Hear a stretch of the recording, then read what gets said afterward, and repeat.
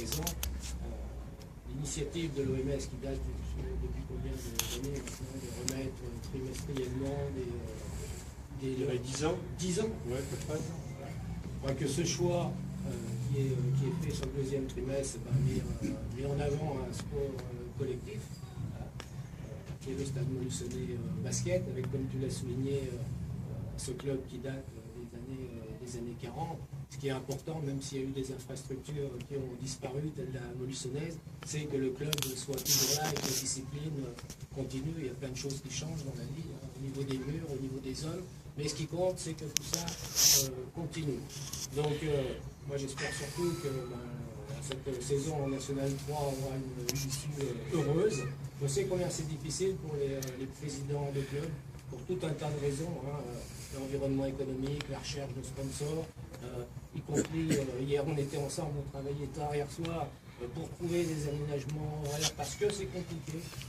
Et qu'il faut des dirigeants, des bénévoles qui soient complètement investis.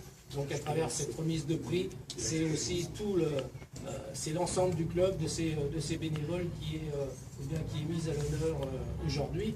Pour ce qui la concerne, la ville apporte une aide importante au niveau de ces plus de 100 sections sportives sur Montluçon, sous forme de sections de subventions de fonctionnement, et elle met à disposition des stades et des gymnases, ce qui aussi représente, je peux croire, des sommes considérables, et elle le fait pour l'instant d'une manière complètement gratuite. Ce qui risque effectivement, vous le savez, vous connaissez les conditions économiques du pays. Le gouvernement actuel a choisi, parce qu'il y est contraint, il ne s'agit pas ici de discuter ses choix, de réduire de 3,7 milliards les subventions aux collectivités locales, et fatalement, on va être impacté d'une manière ou d'une autre. Donc, si on veut, au niveau de la ville de Montluçon, conserver une capacité d'investissement, y compris dans le domaine sportif, pour aménager, entretenir, etc., voire construire des équipements, il faut que nous soyons rigoureux et que nous recherchions des économies en termes de fonctionnement. C'est cela qui va être malheureusement nos prochaines années sur Montluçon.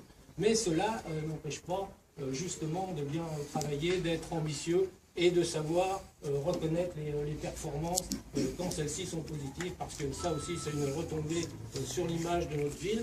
On a plus de 30% de citoyens montluçonnais qui sont licenciés dans un club sportif.